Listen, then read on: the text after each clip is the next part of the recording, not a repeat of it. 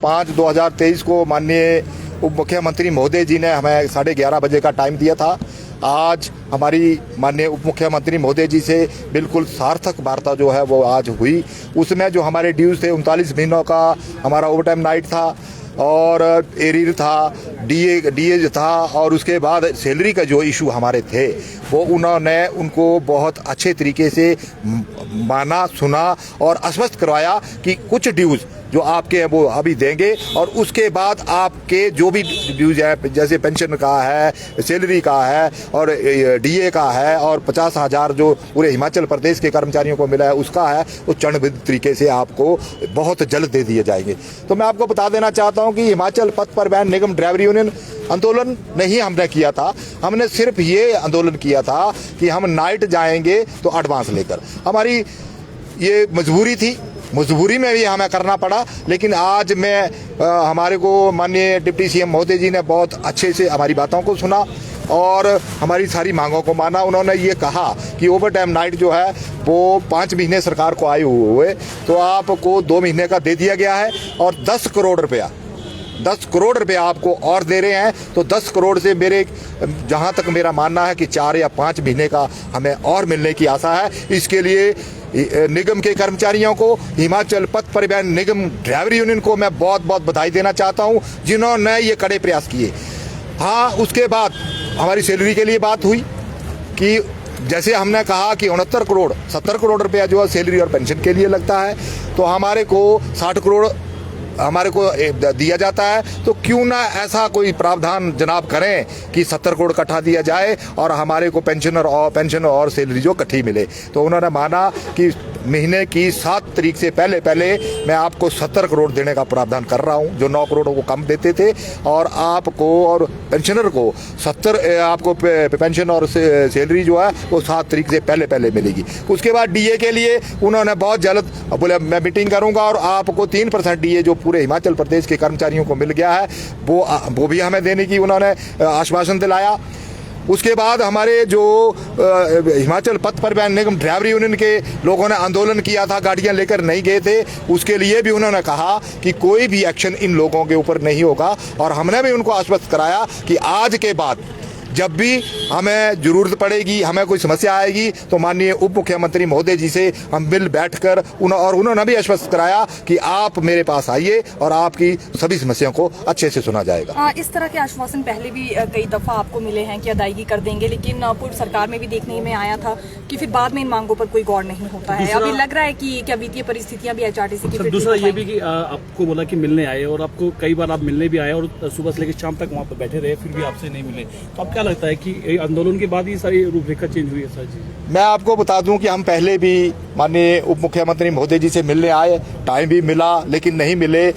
उसके बाद ही जब हमारी वार्ता में कहीं ना कहीं वार्ता विफल हुई, बात नहीं हुई, उसके बाद हमने एक नोटिस दिया, नोटिस के जरिए बातें हुई। पर लेकिन अब आज जो बात हुई बहुत सार्थक वार्ता हुई और अच्छे से हमारे को सुना गया। जैसा कि आज हमें जो भी हमारे ड्यूज थे तो उन्होंने कहा कि 10 करोड़ रुपया जो है मैं अभी आपको प्रोवाइड कराता हूं और 5 महीने का। और उन्होंने ये भी कहा कि सरकार को आए अभी 5 महीने हुए। वाकया ही ये मानने वाली बात है कि 5 महीने सरकार को आए हुए हैं, लेकिन उन्होंने माना कि पिछली देनदारियां भी अच्छे से देंगे। लेकिन 10 करोड़ आज परिस्थिति कुछ ठीक नहीं है, सरकार बैठी है। जैसे ही 2, 4, 5, 6 महीने या साल सरकार को बैठे होगा, मैं आपकी सारी देनदारियां जो है वो तुरंत दूंगा। मानसिक जी, दूसरा ये कि आपके जो अधिकारी द्वारा आपको अधिकारी द्वारा डराया धमकाया भी जाता है, उस बारे में क्या आपने बातचीत? क्योंकि कई बार हो चुका है, कुछ भी आंदोलन होता है, आपको जो अधिकारी है ना क्योंकि आपको डराते धमकाते हैं, आपको ये सारी चीजें धमकियां देते हैं, उसके बारे में कुछ बात की है? मैं बता देना चाहता हूं कि जैसे हमने आंदोलन किया डीएम शिमला, मैं डायरेक्ट बोलना चाहूंगा। डीएम शिमला एक पवन शर्मा, जिनका पवन शर्मा नाम है, वो अपने आप को डीएम नहीं माननीय मुख्यमंत्री से भी ऊपर समझते हैं। उन्होंने मेरे को 6 बार बोला आप सस्पेंड हो जाएंगे, मैं सस्पेंड कर दूंगा। तो बड़े भद्दी भाषा हमारे से यूज की जाती है, बड़े अभद्र व्यवहार इन ऑफिसर हमारे से करते हैं। मैं आपको बता देना चाहता हूं कि क्या क्या करना चाहते हैं। हमने एजिटेशन किया, आंदोलन किया, लेकिन इन्होंने जो एक एडमिन सीट पे बैठा हुआ है। इन्होंने मैनेज करके पूरी यूनियनों को से लिख के ले लिया कि आप लिख के दो, हम इनके साथ नहीं है। और उन्होंने यूनियन 4 यूनियन ने लिख के दिया, 4 यूनियन में, उसमें इंटक है, BMS है, DNC है और आपकी कनेक्टर यूनियन है। उन्होंने लिख के दिया कि हम ड्राइवर यूनियन के साथ नहीं है। इन्होंने ऐसे हथकंडे कर्मचारियों के साथ अपनाए कि ड्राइवर यूनियन के ड्राइवर की अगर ड्यूटी लगी, वो ड्यूटी काट के इनकी यूनियनों की ड्यूटी लगा दी। हमारे को हर तरह से इन्होंने तोड़ने की कोशिश की, लेकिन मैं बधाई देता हूँ ड्राइवर यूनियन के पदाधिकारियों को, ड्राइवर यूनियन के कार्यकर्ताओं को। उन्होंने हौसला दिखाते हुए उस आंदोलन को इतना सफल बनाया कि मजबूर होकर माननीय उप मुख्यमंत्री महोदय जी को 15 तारीख को हमें टाइम देना पड़ा। 10:30 बजे हमने बंद की, लेकिन प्रबंधन और इन यूनियन वालों ने मिलकर जो घिनौना कृत्य हमारे साथ किया, घिनौनी ये जो बात की, ये हमें बिल्कुल अच्छी नहीं है। कर्मचारी राजनीति करनी चाहिए। संगठन कोई बुरा नहीं होता, लेकिन संगठन पे बैठे लोग बुरे होते हैं। मैं उनसे पूछना चाहता हूं, क्या वो ओवर टाइम नाइट जो 5 महीने का आज मिलेगा, क्या वो उनको नहीं मिलेगा? क्या वो सिर्फ और सिर्फ ड्राइवर को मिलेगा? पूरे हिमाचल पथ परिवहन निगम के ड्राइवर और कंडक्टर को मिलेगा।